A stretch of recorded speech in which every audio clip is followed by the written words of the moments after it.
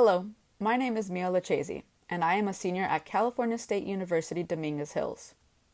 I am majoring in kinesiology with a focus on pre-physical therapy and the goal of becoming a physical therapist. My presentation is a research critique on the article titled Changes in Gait Pattern and Hip Muscle Strength After Open Reduction and Internal Fixation of Acetabular Fractures. This topic holds dear to my heart as I have personally undergone a similar surgery for slipped capital femoral epiphysis at the age of 12.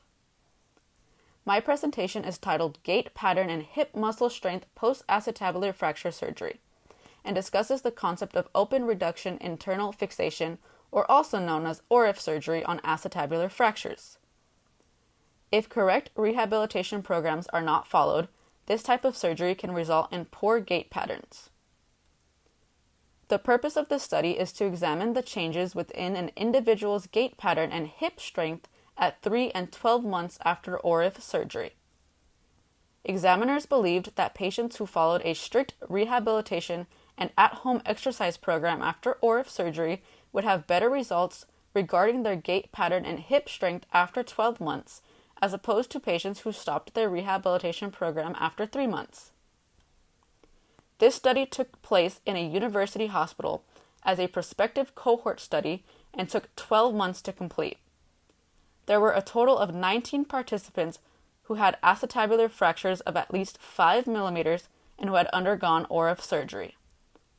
Of the 19 participants, 4 were females, with an average age of 46.5 with a range of plus or minus 13.6 years, and 15 were male, with an average of 57.9 with a range of plus or minus 13.9 years. All 19 participants met a total of 2 times, once at 3 months and once at 12 months after surgery, to test 3 trials of gait pattern using the 2 main instruments known as the VitCon 370 and a handheld dynamometer. Both of these measurement tools help clinicians determine gait patterns and hip muscle strength. The VitCon 370 utilizes 6 strobe cameras that cover all specific areas to complete a gait cycle, as well as 4 force plates which covered a 10-meter walkway. This allows cameras to take videos and photographs of the patient's gait in order for the clinician to carefully examine every aspect of the way a patient walks. A handheld dynamometer tests a patient's strength by actively pushing against an individual's muscles and outputs a specific strength in pounds.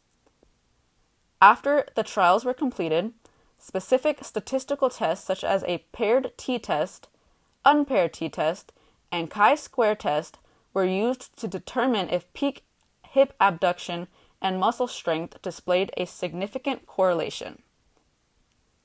These tests display a p-value of less than 0.05, which indicates that the null hypothesis is true.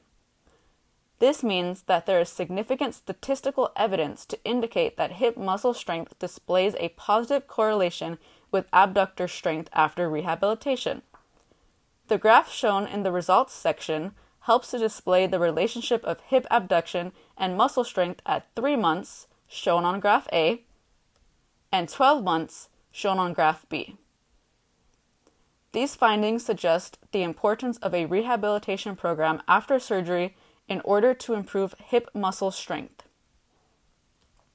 This study's strengths lies within having an aged and gender-matched control group, as well as recruiting ORIF patients from 3 different surgeons. This allows for more diversity within the study.